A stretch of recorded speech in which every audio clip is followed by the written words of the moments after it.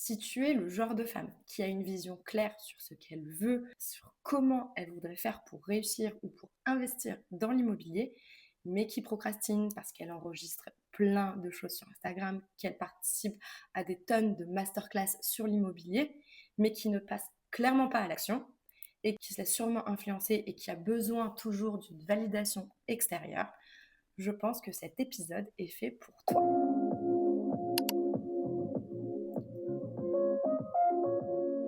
Salut, moi c'est Pauline. Aujourd'hui, clairement, je vais te donner un peu une gifle de réalisme. C'est mon sociologue préféré qui utilise souvent cette phrase, mais c'est la vérité. Dans cet épisode, on va parler des influences extérieures. Ces voix qui te freinent, qui t'alourdissent, qui te coupent les ailes, en gros, souvent même sans s'en rendre compte, eh bien, ces influences extérieures te font stagner. Elles te font avoir peur et elles te font surtout hésiter. Et je vais te dire un truc, si tu ne comprends pas qui te bloque, pourquoi ça te bloque et comment t'en libérer, tu n'investiras jamais. Ou bien tu le feras peut-être trop tard, trop petit ou peut-être trop timidement. Je vais te donner dans cet épisode 3 typologies de personnes qui t'empêchent de te révéler, qui t'empêchent de sortir le meilleur de toi-même, qui t'empêchent d'investir dans l'immobilier sous prétexte que tu ne connais rien, que tu es une fille, que tu es seule, célibataire et que c'est peut-être sûrement dangereux d'investir dans l'immobilier ou totalement inconscient. On commence par la famille. Ceux qui t'aiment vraiment sincèrement, mais qui t'aiment parfois limite un peu trop et d'une manière qui va t'enfermer. Il faut savoir que j'ai grandi avec une mère persuadée que la vie idéale et sûrement celle de tes parents également qui te dit qu'il faut simplement un CDI, une résidence principale, faire des enfants, etc. et continuer de vivre. Mais surtout qu'il ne faut pas prendre de risques. Quand j'ai eu 18 ans, j'ai commencé à parler d'investissement et j'ai eu droit au fameux classique, à la phrase bateau, mais pourquoi tu veux t'embêter? Tu devrais acheter ta maison. Et Pauline, pour l'instant, tu es dans les études, donc à quoi bon commencer déjà à parler de ça? Et en plus, honnêtement, investir, ce n'est que pour les riches, on le sait très bien. J'ai continué à faire mes études, bien évidemment, j'ai eu ce fameux CDI, et j'ai pu effectivement commencer à investir. Seulement, j'aurais pu investir sûrement plus tôt si on m'en avait donné les moyens et surtout la confiance en moi dont j'avais besoin. Ce qu'il faut comprendre, c'est qu'à travers leur discours, ça ne parle pas de toi. C'est forcément leur peur qui parle, leurs croyances, ce qu'ils ont également entendu ou ce qu'ils ont aussi vécu. Donc, ils vont parler forcément en fonction de leur peur, de leurs croyances et également de leur génération. On sait très bien que nos parents sont une génération où ils ont toujours eu un CDI et ils ont gardé en général le même, ils n'ont jamais trop changé de société, tandis que nous, on est plutôt une génération qui avons envie de changer les mœurs et également envie d'évolution. Donc forcément, eh bien, ils veulent te protéger. Mais au final, ils veulent te protéger de quoi? Ils veulent te protéger d'un changement potentiel, de nouveautés, mais également de ta future ou probable réussite. Et ça pourrait totalement au final les déstabiliser. Donc ce qu'il faut comprendre, c'est que ces personnes, elles t'aiment foncièrement, mais elles préfèrent te savoir en sécurité au port, comme un bateau, que plutôt tu prennes le large et que tu affrontes des tempêtes. Mais un bateau, comme on le dit, est fait pour sortir du port. Ensuite, en deux, je dirais les faux amis. Alors, les faux amis, j'ai parlé d'amis, mais ça peut être aussi des membres de ta famille, des collègues, etc. Mais en général, c'est ton cercle qui est plutôt restreint, c'est ton entourage proche. Quand je dis faux amis, c'est pas ceux qui t'insultent, non, pas du tout. C'est beaucoup plus sournois et subtil que ça en a l'air. Ce sont généralement des personnes qui vont te sortir ou te lancer des petites phrases du style Non mais toi, de toute manière, t'es blindé, non? ou ah, mais je crois que en fait, c'est en train de te monter au cerveau tes idées de réussite et d'argent.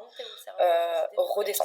Ou encore, je trouve que tu changes grave en ce moment. Ce qu'ils te disent à travers ça, c'est que ça n'a rien à voir avec ton argent. Ça parle uniquement de leur inconfort et de leur capacité à savoir vraiment, eux, ce qu'ils sont en capacité de faire. Et donc là, tu les mets un peu devant leurs problématiques. Tu les confrontes à eux-mêmes en disant que toi, tu es en capacité et que tu as la volonté de le faire, mais que eux, au final, n'en seraient jamais capables. Donc quand quelqu'un te dit que tu t'intéresses trop à l'argent, que tu devrais arrêter de rêver, que tu as vraiment de la chance toi, alors qu'au final ça se trouve c'est eux qui ont plus d'argent que toi au final sur le compte en banque. Et la traduction dans tout ça, c'est quoi? Ton ambition met en lumière mon inaction, mon incapacité et mon manque de volonté générale. Et au final, à moins que ce soit de mauvaises personnes, ces personnes, elles veulent pas forcément que tu échoues. Elles veulent juste te garder dans leur univers. Mais sauf que toi, si tu as décidé de changer d'univers, ça va faire ressortir et rejaillir toute leur peur. Donc au final, ces personnes, elles veulent juste que tu restes au même niveau qu'elles parce que ça les garde dans leur propre sécurité. Donc plus tu vas rester toi-même et pas vouloir évoluer, plus la personne va être tranquille dans des petits chaussons. 3. Alors eux, clairement, ce sont mes préférés. Ce groupe, ce type de personnes, ça peut être vraiment n'importe qui. Ça peut être un collègue, ça peut être un ami, quelqu'un de ta famille, mais qui est plus ou moins proche. Ou ça peut être quelqu'un que tu vas rencontrer et que tu vas expliquer que tu aimerais bien investir dans l'immobilier. Alors eux, ils me font un petit peu rigoler parce que c'est en général ceux qui vont critiquer ce que tu comptes faire alors qu'ils ne l'ont jamais fait. Ce sont généralement ceux qui n'ont jamais investi, qui n'ont jamais acheté un immeuble, ni visité un immeuble, ni qui savent lire un DPE. Ils n'ont jamais peut-être fait de crédit de leur vie à part leur résidence principale. Et ils n'ont jamais étudié ce que c'était une rentabilité, un cash flow. Et ils n'ont jamais eu sûrement de locataires à gérer. Et eux, c'est les meilleurs. Parce que eux, quoi qu'il arrive, ils savent. Et ils savent mieux que toi. Toi qui as commencé déjà à apprendre des choses, qui a commencé à lire, qui a commencé à regarder des vidéos comme tu es en train de faire là, ou qui a peut-être participé à une formation, eh bien eux, qui n'ont rien fait de tout ça, sont en capacité de te dire que tu ne devrais pas investir ou que tu devrais peut-être te calmer ou arrêter de rêver. Alors, ils vont te dire que l'immobilier, c'est mort, que tu risques de te planter, que tu vas avoir des locataires qui vont te faire faux bon, ça c'est le grand classique, et que les banques, bien évidemment, ne prêtent plus du tout. Alors moi, je trouve ça très fascinant parce que parfois, j'ai l'impression que eux, ils vivent avec une boule de cristal, mais la boule de cristal déjà est toujours pessimiste parce que c'est toujours le worst case, le pire des cas. Et ils vont te donner toutes les choses négatives qu'apporte l'immobilier. Mais ils ne te disent jamais les bienfaits de l'immobilier et ce que ça peut te rapporter en termes d'argent, de confiance en toi et également de savoir et de compétences. La vérité derrière tout ça, c'est que pareil, ils vont projeter leur manque de compétences. Ils vont aussi penser que parce qu'ils ont entendu que le fils du beau-frère de la grande tante de Michel, elle a investi et que ça a foiré, et bah du coup ça va être la même chose pour les autres. Ils ont également entendu sûrement au JT ou sur je ne sais quelle chaîne qu'il ne fallait pas investir, que c'était pas le moment, etc. Si ça n'avait pas été le moment, eh bien sache qu'il y aurait très peu d'investisseurs. Bien évidemment, il y a quand même un principe, c'est que l'immobilier, non, ce n'est pas facile, on n'a pas tout en claquant des doigts. Par contre, si on a les bonnes méthodes, si on a les bonnes stratégies par rapport à nous, notre philosophie de vie, eh bien, je peux vous assurer que c'est vraiment quelque chose de génial. Et ces 3 types de profils, je les ai rencontrés dès mes 18 ans. Quand j'ai voulu investir, j'ai eu 0 soutien. Et c'est ça qui a fait que j'ai vraiment retardé mes investissements. Quand j'ai acheté cette résidence principale, je l'ai revendue, etc., j'ai commencé à acheter toute seule. Au niveau de ma famille, de mes amis, tout le monde me disait mais t'es sûr que tu peux pas attendre d'avoir quelqu'un? T'es sûr que tu veux pas acheter quelque chose de neuf plutôt que de te lancer dans des travaux? Fais attention. En plus, tu connais pas d'artisan, tu connais pas la ville. Enfin bref, on m'envoyait des peurs ici et là de partout. J'ai ressenti un truc méga violent, c'est qu'il fallait que je me dépasse. Je voulais être une nouvelle version de moi, je voulais réussir seule.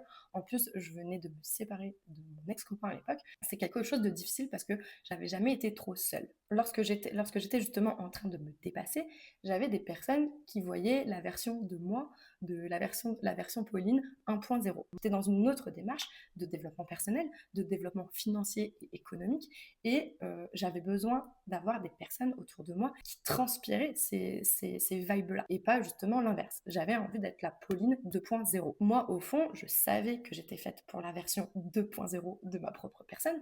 J'avais envie d'être plus ambitieuse, plus visionnaire et surtout plus libre. Et le déclic, ça a été le jour où j'ai vraiment arrêté de demander des validations dans tous les sens. Alors les personnes me disaient oui, Pauline, tu n'en fais qu'à ta tête, tu n'écoutes personne, etc. Mais mon Dieu, que j'ai bien fait de ne pas écouter ces personnes qui me disaient que j'en faisais qu'à ma tête. Parce que justement, si je les avais écoutées, je n'en serais absolument pas là où j'en suis. Donc je serai toujours avec juste ma résidence principale et je ne chercherai pas à avoir d'autres biens et à continuer de m'enrichir. J'aurais même pas investi en bourse, je n'aurais rien fait du tout. Et forcément, ça a tout changé quand j'ai arrêté d'écouter les hommes de mon entourage, mes amis et ma famille, et ben, ça a été vraiment un gros changement. Et ce changement, il a été peut-être difficile pour ma vie relationnelle, mais qu'est-ce qu'elle a été bénéfique pour ma vie actuelle. Le but de cette vidéo, c'est pas de te dire de couper les ponts avec ta famille, avec tes amis ou avec ton entourage, mais par contre, tu dois apprendre à avoir un certain contrôle sur les pensées qui rentrent dans ta tête. Et tu dois te libérer de leur propre vision, de leurs propres pensées. Et ça, c'est super important parce que leur pensée va te limiter. Leur pensée va faire que tu vas avoir une vision étriquée. Et Napoleon Hill, je ne sais pas si tu connais, il a fait plusieurs livres sur le succès, sur la richesse. Et moi, j'adore lire ces livres parce que je trouve qu'ils sont d'une puissance de fou. Il dit les opinions sont la marchandise dans le monde la plus abondante et surtout la moins chère. Ce qui signifie que beaucoup et tout le monde a des opinions sur tout. Et donc, Napoléon Hill, quand il dit que c'est la plus abondante, c'est la vérité. Mais c'est surtout qu'il te dit que c'est la moins chère. Les opinions des autres sont les choses les moins chères. Surtout si c'est des opinions qui n'ont pas de valeur à te faire évoluer. Si tu écoutes les opinions des personnes qui sont ce que tu es actuellement ou en dessous de ce que tu es actuellement, leur opinion est plutôt inutile. Les opinions des personnes qui sont là où tu voudrais être, là, c'est des opinions qui sont chères et qui sont très peu abondantes. Parce que plus tu vas évoluer, plus tu vas investir, même tu vas entreprendre, parce que ça vaut aussi surtout pour l'entrepreneuriat, et bien plus tu vas investir là-dedans, et plus tu vas écouter ces opinions de ces personnes, et bien c'est là que tu vas avoir moins d'abondance et plus de cherté, parce que l'opinion de ces personnes est rare et chère. Ok, maintenant on va passer au concret, parce que comme tu le sais, je suis quelqu'un qui est plutôt cash, je ne fais pas dans la dentelle et je déteste philosopher pendant des heures. Mon but ici, c'est que tu avances, c'est qu'avec cette vidéo, que tu te construises la vie que toi tu mérites. Que oui, tu mérites d'avoir la vie dont tu rêves. Je vais te donner 3 gros points. 1. Tu agis toujours avant d'être prête. Tu ne vas plus attendre que quelqu'un te dise oui, c'est bon, vas-y, c'est bien ce que tu fais. Non. Tu vas pas non plus attendre un bravo, félicitations, c'est bien et des applaudissements. Non. Tu fais. Tu fais, point. Point à la ligne. Ensuite, en point numéro 2, tu vas te former intelligemment. Et donc ici, tu peux bien évidemment lire, écouter des podcasts comme celui-ci, également suivre des investisseurs sur Instagram. Mon accompagnement avec Sparkling Limo, je l'ai créé justement parce qu'à mes débuts, j'avais peu de soutien. Donc je me suis dit, je veux que les personnes se sentent épaulées et qu'elles sachent exactement où aller. Et c'est pour ça qu'avec mon expérience et ce que je sais de l'immobilier, eh bien, avec cet accompagnement, on voit ensemble une stratégie, et pas la stratégie qu'on va faire et répéter pour tout le monde, mais une stratégie qui est adoptée pour toi, pour ta vie, ta vision, comment tu vois les choses. Le but avec ce podcast, ce compte Instagram et encore mon accompagnement, eh bien, c'est pas juste de faire des vidéos comme ça. Non, sinon je perdrais du temps. Par contre, le but derrière ça, c'est que tu aies une bascule mentale. C'est que tu te dises, mais oui, en fait, elle a raison. C'est le but derrière, c'est que tu passes de j'ai peur à mais let's go, je vais construire quelque chose quoi qu'il arrive, sans aucune influence extérieure. Et ça, c'est le plus important. Ensuite, 3, il va falloir, comme on l'a vu, que tu te construises un cercle qui va être positif. Donc le but, c'est que tu t'entoures de femmes qui sont ambitieuses, qui sont motivées et qui sont positives, qui veulent investir et qui veulent aussi vivre mieux, qui veulent vivre bien, qui ont des aspirations et qui ne se posent pas de questions à savoir si oui ou non elles peuvent aller dans tel restaurant ou si elles peuvent faire ce spa, qu'elles peuvent acheter ce sac à main ou bien tout simplement juste payer une place de ciné à sa famille. Le but, c'est que tu te crées un cercle de winners. Et tu as besoin d'investir pour toi. Tu as besoin d'investir en toi, de prendre les devants et de ne plus attendre toutes ces validations extérieures, que ce soit ton copain, que ce soit ton frère, ta soeur, ta mère, ton père, bref. Parce que le jour où toi, tu décides vraiment de faire quelque chose, alors le monde autour de toi va vraiment s'ajuster. Parce que crois-moi, la version de toi qui va investir en elle et qui va investir dans l'immobilier ou tout court, elle est 1000 fois plus puissante que celle qui attend là, peut-être dans sa voiture, peut-être à regarder la vidéo sur son canapé. Donc après tout ça, je veux te dire merci de m'avoir écouté jusqu'au bout. J'espère que cette vidéo, elle t'aura donné envie de passer à l'action, de te dire que oui, toi, toute seule, tu peux le faire, tu es en capacité de le faire. Et si tu sens que c'est le moment, eh bien maintenant, tu sais où me trouver.